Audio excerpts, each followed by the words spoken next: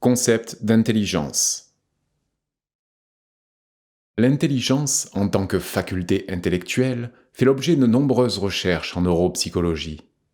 L'étude de ce phénomène qu'est l'intelligence donne lieu, encore aujourd'hui, à bien des controverses chez les scientifiques, et les théories qui en sortent n'ont pas fini de nous questionner.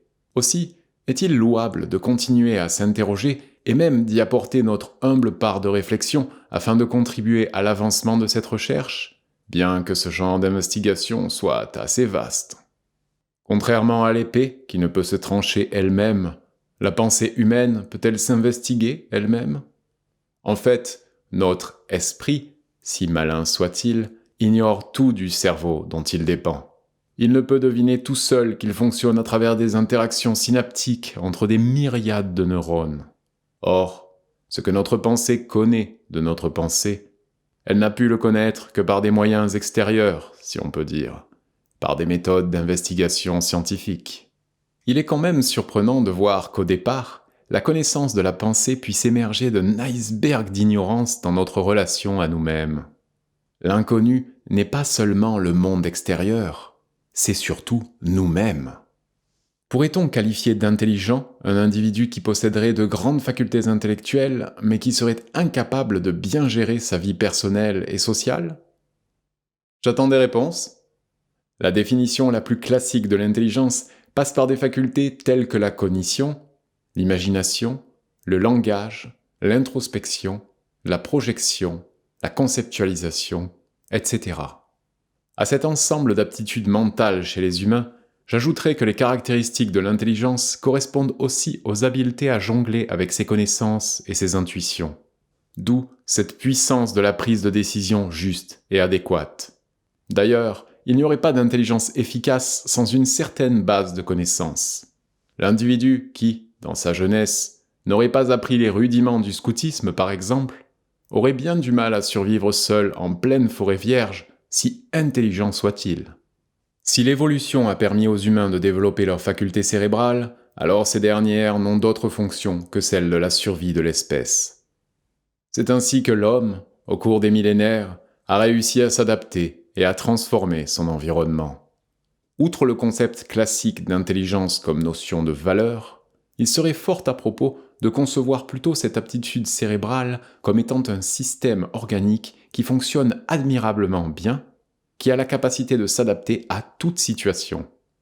Donc, à la fois la plus complexe, la plus noble et la plus haute fonction qui soit spécifiquement attribuable au plus beau fleuron de l'évolution biologique, l'intellect humain.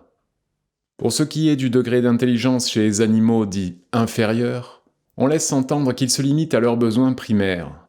Le fonctionnement de leur système nerveux central ne semble pas dépasser le stade de l'instinct.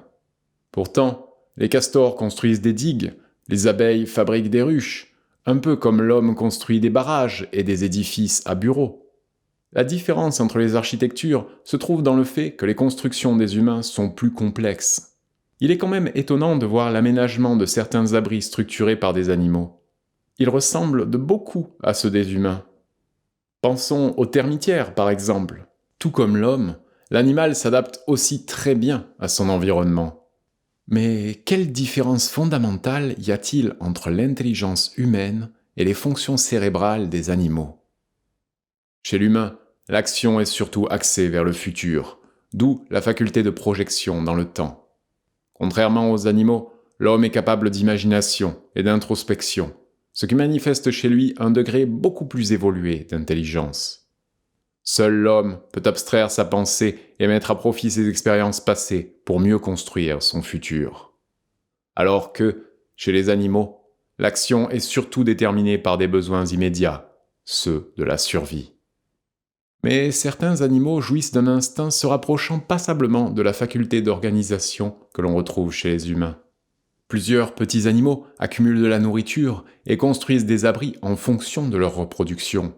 Pas si bêtes ces petites bêtes. Selon les lois de l'évolution, tout organisme vivant est potentiellement transformable par mutation génétique. Et rien n'empêche cette puissance évolutive de changer ses fleurons.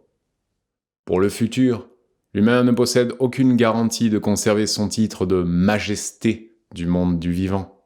car toute espèce fait partie de la course évolutive, de la compétition pour la survie. À ce jour, c'est la faculté intellectuelle qui semble être l'outil le plus efficace en faveur de la croissance démographique de notre espèce, de par sa grande capacité d'adaptation à tous les milieux géographiques et climatiques. Mais demain, quelle qualité adaptative dominera la planète ? Serait-ce l'espèce qui se défendra le mieux contre les épidémies et la pollution ? Toutefois, il ne faut pas perdre de vue que l'être humain, de par son intelligence, est sur le point de pouvoir manipuler son propre code génétique. Nous n'avons pas encore vu ce que l'homme est capable de faire avec l'homme.